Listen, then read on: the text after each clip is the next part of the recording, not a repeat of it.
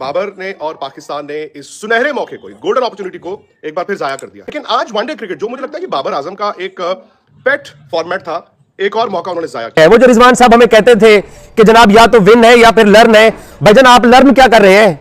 आपको तो यह भी नहीं पता कि आपने अपनी प्लेइंग 11 क्या खिलानी है। और एक वक्त, माइंड यू दोस्तों, एक वक्त पे पाकिस्तान का स्कोर था 249, 3 विकेटों के नुकसान पर, यानी कि 249 रन हो चुके थे, 3 विकेटें गिरी थी, 7 विकेटें हाथ में थी। और उस वक्त बाबर आजम और सलमान अली आगा, मेरा यह मानना है कि पाकिस्तान के इस वक्त शायद सबसे ज्यादा एबिलिटी रखने वाले वाइट बॉल क्रिकेटर हैं। ये तो प्लेइंग 11 बनाने में या रिजवान शामिल है या फिर आकिब जावेद की प्लेइंग 11 खेली है।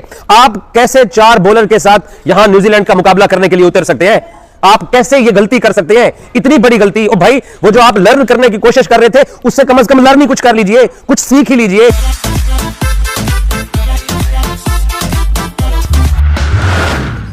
बाबर ने और पाकिस्तान ने इस सुनहरे मौके को, गोल्डन अपॉर्चुनिटी को एक बार फिर जाया कर दिया है। मतलब पहला वनडे मैच चल रहा था नेपियर में, पाकिस्तान न्यूजीलैंड का। बैकग्राउंड ये थी कि पाकिस्तान बुरी तरह से टी20 में हारा हुआ था, लेकिन बैकग्राउंड ये भी थी कि मोहम्मद रिजवान और बाबर आजम टीम में वापस आ रहे थे। और आपको याद होगा टी20 में एक बड़ा डिबेट चल रहा था कि बाबर और रिजवान के बिना यंगस्टर्स कितना काबिलियत रखते हैं, पाकिस्तान बुरी तरह हारा था। लेकिन आज वनडे क्रिकेट, जो मुझे लगता है कि बाबर आजम का एक पेट फॉर्मेट था, एक और मौका उन्होंने जाया किया।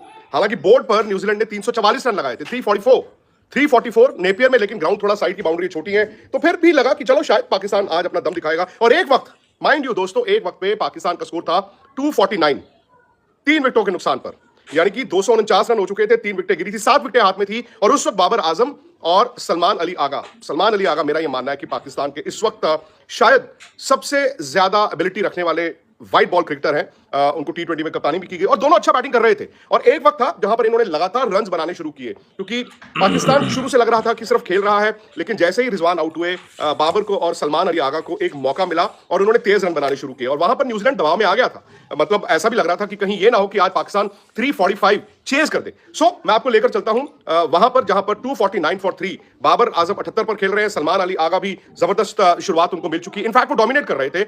और यहां पर सिचुएशन कुछ ये थी कि 7 विकेटें आपके हाथ में हैं, 7 विकेटें आपके हाथ में हैं और 69 बॉल है, यानी कि 69 बॉल्स पड़ी हुई हैं। यार अगर 7 विकेटें हाथ में हैं, 69 बॉल है, तो आप स्कोर बोर्ड पे देखते हैं कितने रन हैं। स्कोर बोर्ड पर सिर्फ 95 रन पड़े हुए थे।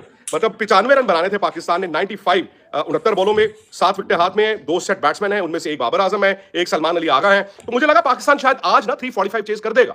345 आसान नहीं होता, लेकिन आज लग रहा था कि 345 चेज हो जाएंगे, क्योंकि न्यूजीलैंड की भी अगर आप कहीं ना कहीं देखें, डिप्लीटेड साइड है। वो पूरी ताकत के साथ नहीं खेल रहे हैं सीरीज में, ना वो टी20 में पूरी ताकत के साथ खेले, ना ही इस वनडे सीरीज में वो पूरी ताकत के साथ खेल रहे हैं। और वहां पर एक मौका था, मुझे लगता है कि ना सिर्फ पाकिस्तान के लिए, बाबर के लिए भी।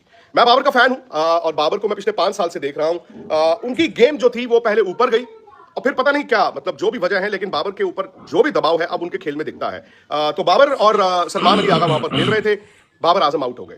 अब कहने को क्या होगा दोस्तों, 78 रन 83 बॉल में अच्छे लगते हैं। 78 रन वनडे मैच में 83 बॉल में अच्छे लगते हैं, लेकिन मैं आपको सिर्फ हाइपोथेटिकल सिचुएशन देता हूं। यही विराट कोहली खेल रहे होते, मतलब यही इंडिया का हालत होती, इंडिया 345 चेज कर रहा होता, इंडिया 249 फॉर 3 होता और 69 बॉलों में 95 रन होते, 7 विकेटें हाथ में होती और वहां पर विराट कोहली बैटिंग कर रहे होते, इंडिया ये मैच जीत जाता।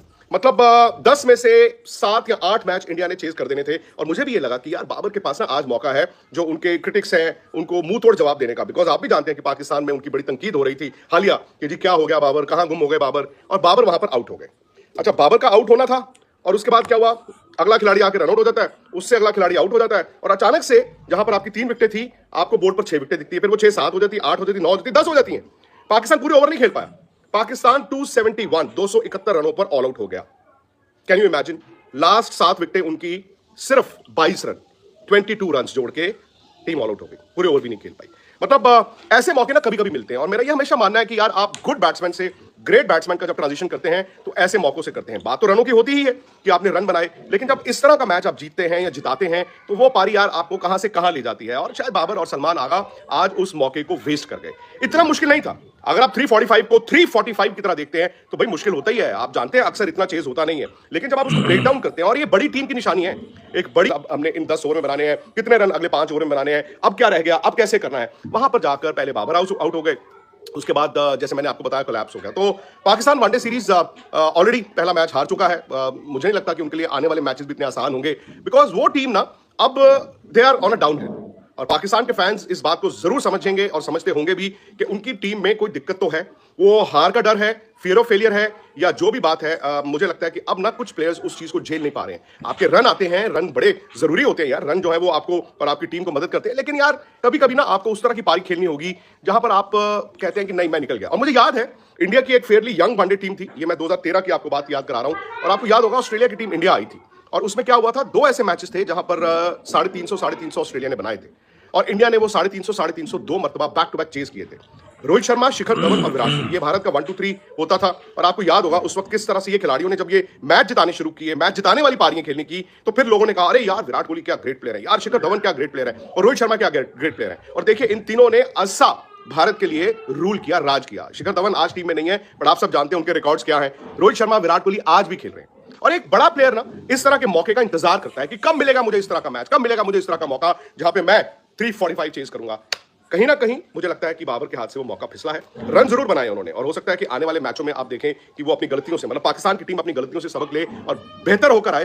लेकिन यार ऐसे मौके बार बार नहीं मिलते कि जहां पर आपको चेज भी 345 कर रहे हैं और आपको लास्ट 69 बॉल में, 69 बॉल्स में सिर्फ 95 रन बनाने हैं। अगर आप उसको ब्रेक डाउन करें दोस्तों, मतलब 11.5 ओवर में अगर आपको 95 रन बनाने हैं, तो आप अंदाजा लगाइए वो 8 के करीब, 8 सवा 8 की आस्किंग रेट है। और आजकल जहां पर T20 में 220, 230, 240 रन पार स्कोर होता जा रहा है, वनडे क्रिकेट में भी लास्ट 11 साढ़े 11 ओवर में 8 सवा 8 रन बनाना मुश्किल नहीं होता।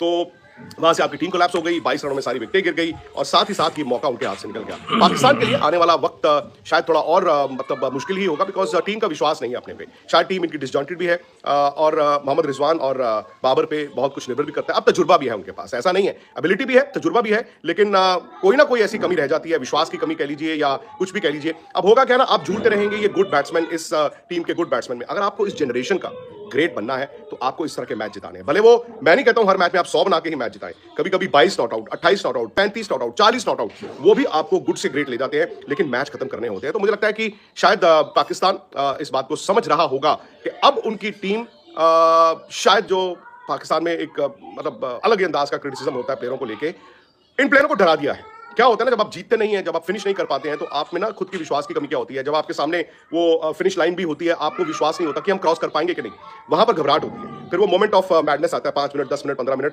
वहीं पर पाकिस्तान ये मैच हार गया। न्यूजीलैंड और पाकिस्तान के दरमियान वनडे सीरीज का पहला मैच नेपियर में खेला गया, जहां पाकिस्तान क्रिकेट टीम के कप्तान मोहम्मद रिजवान ने टॉस जीतकर न्यूजीलैंड को बैटिंग की दावत दी।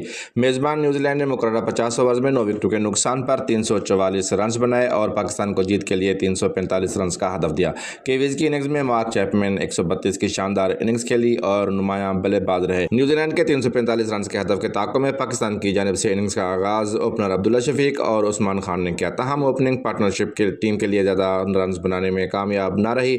ओपनर उस्मान खान 39 और अब्दुल्ला शफीक 36 रन पर केवीज बॉलर का शिकार होगा, जिसके बाद पाकिस्तान की तीसरी विकेट कप्तान मोहम्मद रिजवान की सूरत में 30 रन पर गिर गई। 3 विकेटें गिरने के बाद कौमी टीम के बैट्समैन बाबर आजम ने जमादाराना बैटिंग की, ताहम बाबर 83 गेंदों पर 78 रन बनाकर आउट हो गए।